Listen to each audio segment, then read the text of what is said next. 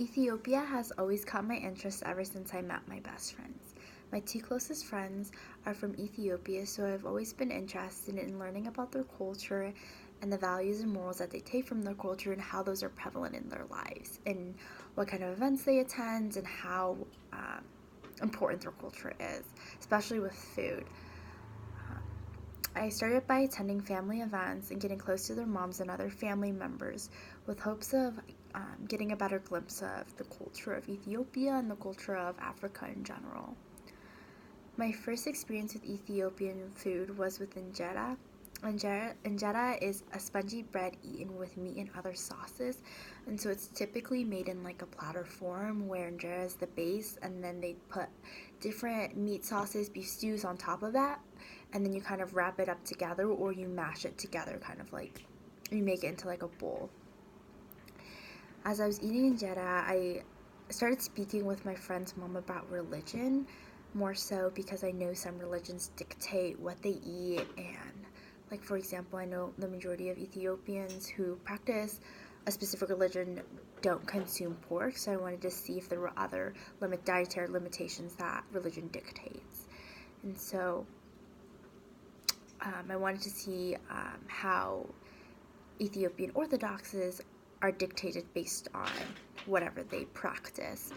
And so, for Ethiopians who practice Ethiopian Orthodox, they have to forego meat and dairy products for a certain period of time. This is a main reason why restaurants in Ethiopia serve vegetarian options, typically on Wednesdays and Fridays. Sometimes vegetarians can even go longer, upwards to 50 days. Since I was interested in the meals served on vegetarian days, I started asking my friend's mom about what they eat instead of meat on those days, and she suggested azifa.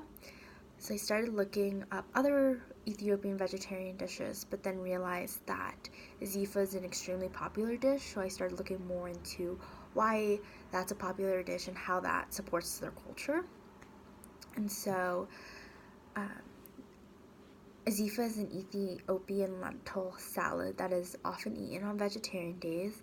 Lentils is one of the most important crops of Ethiopia because of its high protein content, and this is important since Ethiopians on vegetarian days they have to stay away from protein. This is their main source of protein is lentils.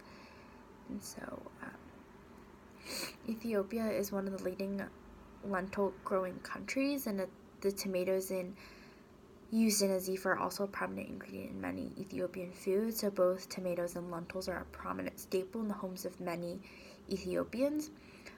Tomatoes because it's widely grown vegetable, and lentils because it's just widely grown in crops.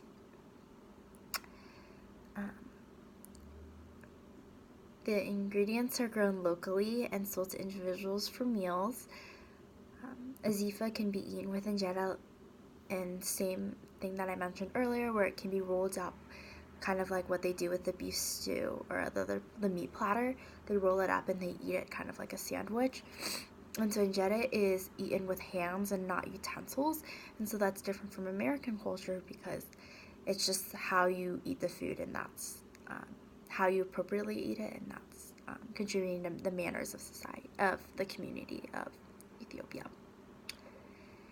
Injera is a staple food for the majority of meals in Ethiopia, so they usually combine it with, the majority of the times they have it for dinner or they eat it as a side.